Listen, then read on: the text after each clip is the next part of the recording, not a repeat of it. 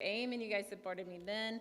And then in 2007, I went to Bolivia and have been in Bolivia basically since then. We were in Sucre first and there until the end of 2019. And the church is still going very well in Sucre. The pandemic happened and everything was chaos. And through moving to different countries during that time, we ended up back in Bolivia in Tarija, which nobody can pronounce, but it's Tarija. So we got there in February of 2021. This is just the little airport there. So today I'm going to talk about Bolivia. I'm going to talk about Tarija. I'm going to give some statistics because people are always asking about that, some things about the economy, and then the work also. But I would love if anybody has questions or just needs a little bit more information about something. So please just interrupt me, raise your hand. If I don't see your hand raised, just shout it out. So I cannot read that far away, so I'm going to turn around. My eyesight's not that great, so hopefully you can hear me. Okay, so Tarija, the city has a population of about 240,000, 250,000. It's in the state, so they call it departments, but it's a state of Tarija. The state has the same name as the city, which can be confusing for some. The state has a population of about 540,000. It's the 5th largest state in Bolivia. There's only 9 states, which was funny because when Pilar was in 1st grade and she had to learn the states and capitals, she was very upset because it's hard. And I was like, I grew up having to learn 50 states. 9 is nothing. Tarija borders Argentina, and so the culture is very Argentine. Some in Tarija consider themselves more Argentine than Bolivian. So the city is about 3 hours away from the border of Argentina. The climate is mild temperatures. It's about 6,000 feet. In Sucre, we were in 9,000 feet, so the altitude is not as bad. I don't feel it at all, and it's flat. We're in the middle of the Andes Mountains, but the valley is large, and so the city's pretty flat. The economy, it's wine country, so most of Bolivian's wine is made in Tarija. It's also big in agriculture and cattle and fish industries. The languages they speak in Tarija is Spanish, which is spoken all over the country, and then Guarani is the principal indigenous language that is spoken there. You don't hear it much in the city, but in the surrounding villages, you'll hear Guarani. And the whole department or state of Tarija is about 14,000 square miles. So Washington is like 2 times bigger. I wrote that one, 4.5 times bigger than the state of Tarija. So here's some pictures of just the vineyards. It's very pretty. It's very arid land. This is the river that goes kind of around the city. The city's in the background there. And a lot of people, the culture is very much, they go out to the rivers and the countryside on the weekends. So here's another part of the outskirts of the city. This is taken from my apartment building. I live on the 4th floor, so it's a good view of those around us. So those are the buildings around us on one side, and then the mountains towards that. And this is the other side from my apartment building. So the people have been asking if there's markets or if there's grocery stores. And so there are a couple of grocery stores. They're not very big. I would say a grocery store is probably, I mean, most of them you would find are smaller than your bedroom. But most of what we do to buy food is at the market. So we have a traveling market that goes from neighborhood to neighborhood. And our neighborhood gets the market on Saturday, where they shut down probably about 10 blocks. And they set up little kiosks to sell fruits and vegetables, shoes, clothes, whatever you can find in that market. So that's usually where we buy our food and produce. But we also have regular markets that are stable. So this is one that's close to the church. Again, you walk in and everybody has their own stall, but it's kind of repeated. Like the fruit ladies sell the fruit, the vegetable ladies sell the fruit, meat people sell the meat. And then this is a normal store in a neighborhood, which just they'll open up through their garage and they'll sell a bunch of random things that you need. This is a lady selling different sweetbreads that are traditional in Tarija. So Tarija, the main religion of Bolivia is Catholicism. I feel like Tarija has more of a Catholic stronghold than they had in Sucre. Sucre was very Catholic too, but it had a lot of animism and a lot of witchcraft. Tarija has animism and witchcraft too, but they have a very strong connection to the Catholic religion. And two of those reasons is San Roque, which is the patron saint of Tarija. The dancers you see on both sides, those are for the festival of San Roque. And what they'll do is if somebody's sick or they just need help economically or health-wise or something's happening in their family, they will participate in these dances. That is kind of a way to gain support from Saint Roque or San Roque. And then they also have a pilgrimage that they do that's 40 miles, and they will walk it throughout the day and all night to get to where the Virgin of Charagua resides. And so those are major festivals and saints in Tarija that most people participate in. This is the team. So it's myself, my two daughters, and then two families who are originally from Ecuador and their children. So I worked with both of these families in Sucre, and then we got back together to go to Tarija. The church started out very small. It started out in our Airbnb. When we got there, we were in our Airbnb for about a month, and then I found an apartment, and my team lived with me in my apartment, and the church met at my apartment when we first got there. We were very blessed because when we got to Tarija, we didn't know anybody but one couple. So one couple had been a part of our church in Sucre. They had moved to Tarija. They really helped us out. It was just good to know somebody in that city. They unfortunately, for us, moved to Argentina after the first year, but they were a huge blessing to us during that time. And so the church started out very small, just with the team basically and this one couple. And we started out at homes. And then the landlady of the Airbnb, her son had tried to open up a restaurant right before the pandemic hit and then had to close. And she had been just praying that God would use that area. And so when she found out that we were looking for a building to set up a church in, she offered her that restaurant that her son had tried and gave us a really good deal on the rent. And all the furniture and everything was from the restaurant, and she's just like, use it. And so she has become a member of the church, and she is just always saying how blessed she is that the church is using one of her buildings. So this is an activity that we had during one of the Saturday fairs to try to get people in and meet us, and then also just a good way to meet people is by food. So often we have food once a month, like a potluck deal, where we can invite people to come.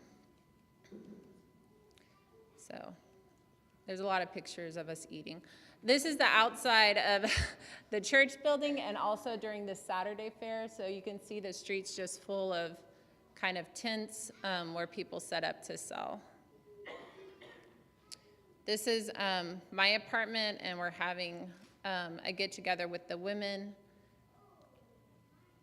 And this is El Camino. So we had a El Camino, which is a contact center in Sucre. It worked really, really well. El Camino means the way in Spanish.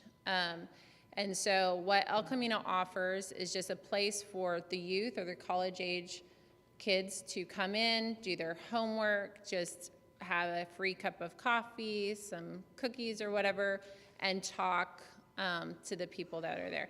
So we set it up again in Tarija to do the same thing. It's on a much smaller scale.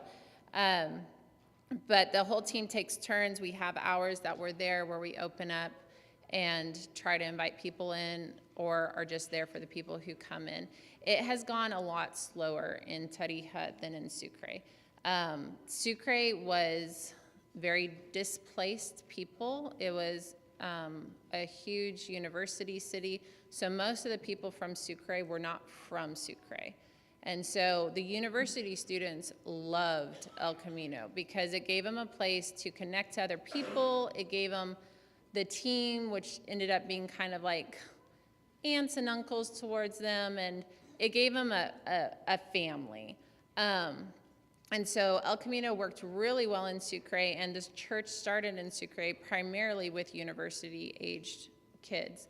Tarija is completely different. So most of the people, even though there is a large university there, most of the people that go to the university in Tarija are from Tarija. They have family, they still live with their family, they grew up with the people around them. And so they are not displaced, and they're not really searching for another community. They already have their community. And so that's been probably the hardest thing for us to break through in Tarija is people work long hours. They already have their family, they have their community, they have their things that they do. And so although they are very friendly, they have their routines, kind of like in the States, and they don't really want to mess with their routines. The man in the background, though, with the blue and the yellow stripes, he is 73, and he is a university student. He got his GED when he was 70 because he wanted to go back to the university, or go to the university, to become a lawyer because he said old people needed lawyers. And so he's studying to be a lawyer. He can barely read, but he's finishing up his second year. He's going into his third. We met him because people come in from the university. And so he is been a huge blessing, comes from a very humble situation. He doesn't have water or light in his where he lives. He works construction on the weekends to help pay for his university. And then he's a stubborn man, so he's going to make a good lawyer. But it's been very cool to see how God has just softened his heart, and he brings in more people into El Camino, our contact center, than anybody else. He is constantly bugging his classmates to come. And so, and he loves to argue and discuss. So, but it's been great. The team has kind of adopted him and taken care of him. So I do a ministry a lot with the women. I do a Tuesday class for women in Bolivia or in Tarija that has been very stable. And sometimes we have 2 people, sometimes I have 8 or 10 people come, and we do activities with the women. I also do classes on Zoom. One is in English for people who are English speakers in the States or missionaries, and then another 1 or 2 sometimes are in Spanish, and it's gotten people from all over Latin America or South America specifically. This is just other things that we're doing with the ladies. Another ladies class at the church. So the church in 2023, it has grown. It was a hard 2 years. So the first 2 years, it really was the team. And every once in a while, people would come in, then they would go away, then they come in, and then they go away. And so now it can still be just the team, but we are growing slowly but steadily to where now it can be over 20 people that are meeting with us. And that's just a great thing. different people on the team have different gifts, and so we try to use those gifts and just things that we like to reach out to people. So Juan Cabrera, one of my teammates, he grew up in the countryside, so he likes to farm. So he rents a plot of land in the city because we don't have yards or anything, and he cultivates the land. So he will find people who also like to cultivate the land, and he'll invite them to help him when he's getting the soil ready or planting or harvesting, and he'll use that time to get together with people, build friendships, talk about God, and tell them about the hope we have. Pancho Torres is another person on the team, and he is really good at evangelizing and just getting to know people and talking to people on the street. His wife, Mari, is one of the best evangelists we have on the team because she just will talk to anybody. So we're all using our gifts and things to try to reach out to people. This is Elvira. She's the one that I'm hugging. She was our first person that decided to be baptized. She owned a little store that was close to the church, and we started inviting her to church and my Tuesday class. She started coming to the class and coming to church, and then was baptized. And then her husband, who had been a Catholic priest before he married her, started coming to church also, and he was baptized about a year later. That's my teammate Pancho, and he was baptizing his son that day also. So like I said, Tarija loves going outside the city on the weekends. So we have really tried to use that with we'll either go to the parks on the weekend and invite people to the parks, or after services we'll go to the parks, or go outside the city maybe on a holiday and invite people there to just try to get people connected with us and spend time with us. Here's another picture of the church in 2024. We also take advantage of birthdays. Once a month, again, we have a potluck where we invite people to come, and we also celebrate any birthdays that were done that month, and that's just a way for people to feel connected and seen. This bottom picture that has the most people in it, most of the people in that picture come from one family. They are, it's a couple that we met who sold food or who sell food in front of the university. So they would come in and use El Camino to go to the bathroom or drink some water or something. And especially Pancho and Mari got to know them and would study with them. And it was one of those families that, again, like would come and then they'd disappear, and then they'd come and then they'd disappear. But they have become very faithful recently because of a tragedy. I don't think you can really see him because he's behind the flowers, but their youngest son was born without an arm, and then he was run over by a truck and lost his other arm. So through that, the church has just surrounded them and helped them out financially, but also it has just been an open door to talk with them about God, and they have really seen how God has provided and is with them. So through tragedy, God really works. We also do different classes. So trying to get people interested, we do a parenting class once a month for different parents, where we invite parents from our kids' schools or neighbors that we have. And then we'll have different seminars occasionally also. This is, again, El Camino. And what we do is when people come in for the free coffee or tea or whatever, we talk to them, we get to know them, but we do try to take advantage of telling them about God. And so this was just a group of people who had come in, and after we chatted a while, I just took advantage, and we started talking about the Bible and something that was pertinent to that conversation. So back to Bolivia. Bolivia has a population of about 12.5 million people. It's not very big population-wise. The size is 424 square miles. It's about 6 times the size of Washington. The languages, the principal language again is Spanish, but with Quechua, Aymara, and Guarani as indigenous languages that are heard all over. There's 9 states, and then the economy is mining is a big one, a huge one in Bolivia with agriculture, manufacturing, and tourism thrown in there. This is some of the traditional dress of the Bolivians, especially in the La Paz, Oruro area. And then that's a traditional dress of people in the Sucre area.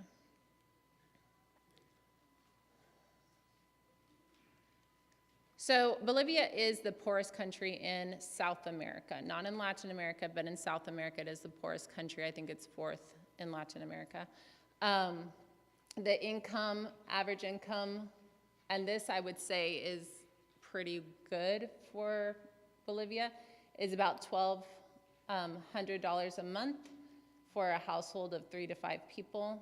It is one of the most poorest and unequal countries in Latin America, with only 20% of households had only 4% of the national income. It has extreme poverty, with 11% of the population living in not just poverty, but extreme poverty. And then 48% of children are affected by the poverty. 65% are indigenous girls that are affected. And then malnutrition is a big issue for Bolivia.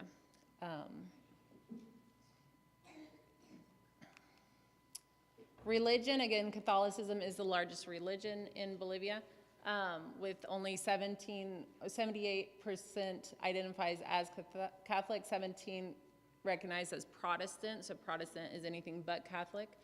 And then 2% are Mormon and Jehovah's Witnesses, but Mormon and the Jehovah's Witnesses have a huge presence, missionary-wise, in Bolivia, so they are growing.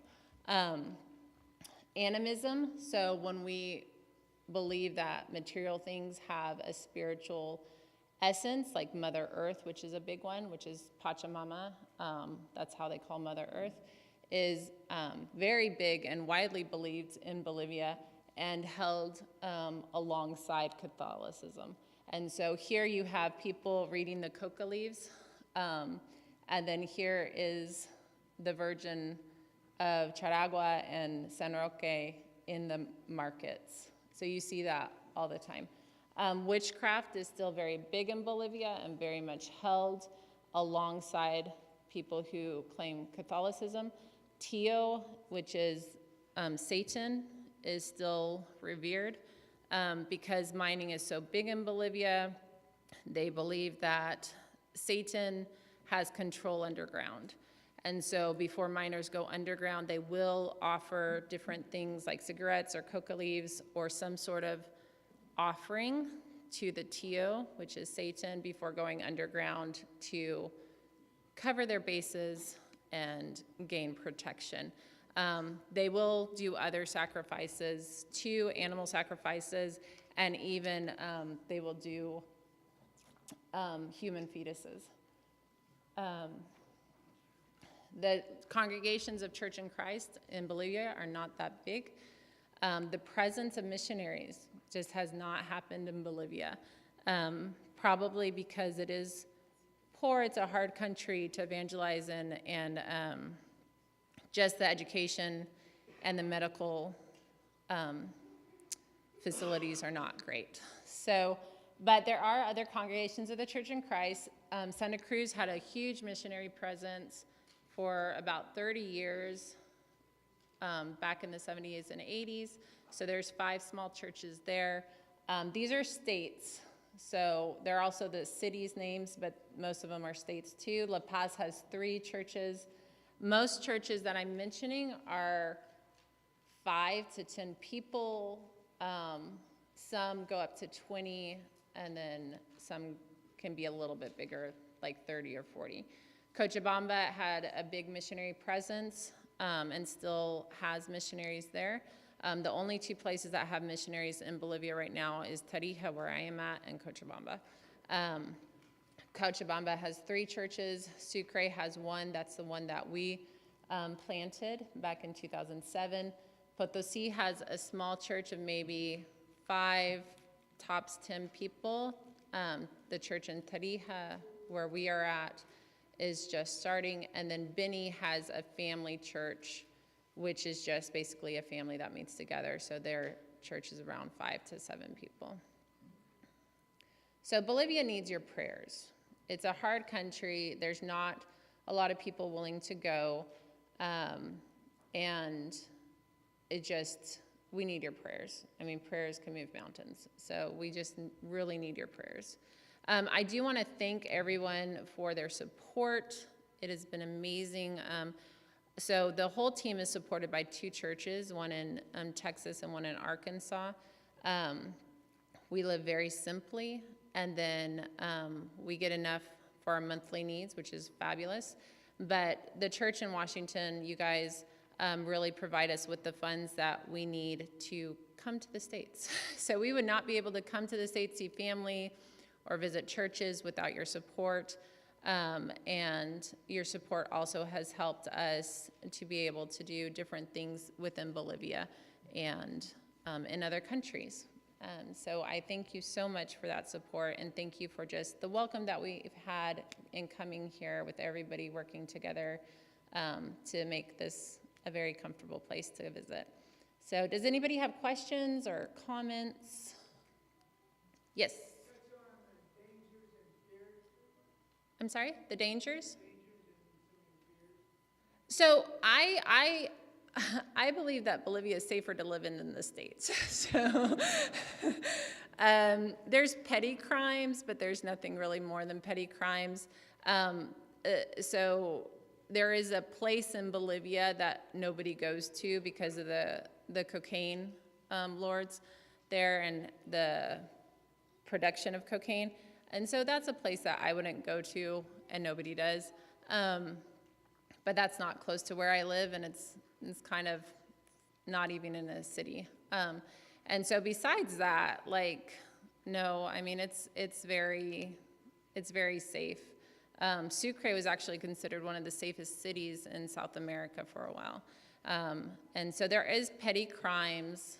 There is things that you see all over the world with kidnappings and stuff like that. But honestly, I think it's very safe, even compared to the States. So I think the fear would be the economy. The economy has gone through a change. Evo Morales, who was our president for a very long time, he is one of the cocaine lords. And so the cocaine industry subsidized the country when he was in presidency, which made Bolivia have one of the most stable economies in the world for about 8 years.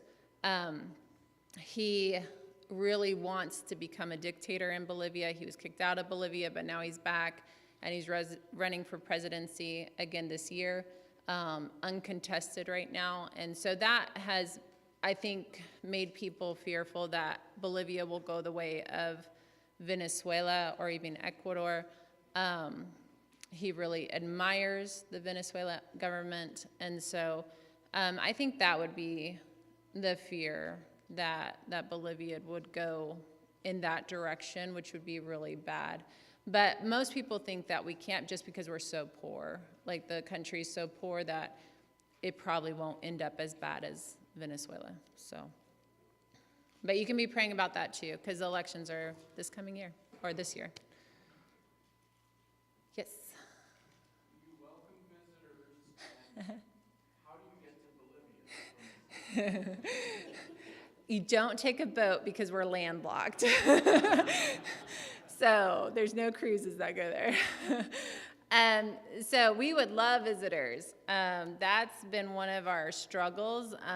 Bolivia is a hard place to be, which is why there's not a lot of missionaries that go.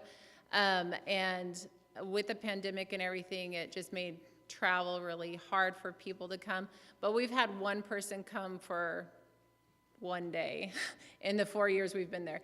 So we would love visitors, but it is understandable why. So Bolivia takes a while to get to. It took us 36 hours to get from Tarija to our last place in Texas, and we were just flying to Texas. So Washington's even further. So it does take a while to get there. It's the layovers. It's not really that your flight is that long, but you just have lots of layovers. But if anybody wants to come, let us know. You're welcome, and it's very cheap in Bolivia. It's expensive to get there, but it's cheap to be there. And my house is always welcome. My teammates are too, but they only speak Spanish, but you are welcome to stay with anybody.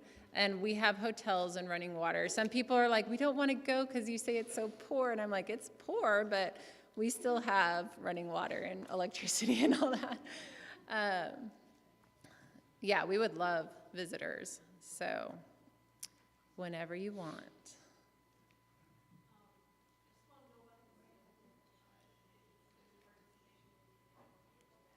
So my English class is like soul and spiritual work for healing and just maturity. And so if you're interested, talk to me. I try to keep those groups very small, but if there's a lot of desire, then I'll just split the group.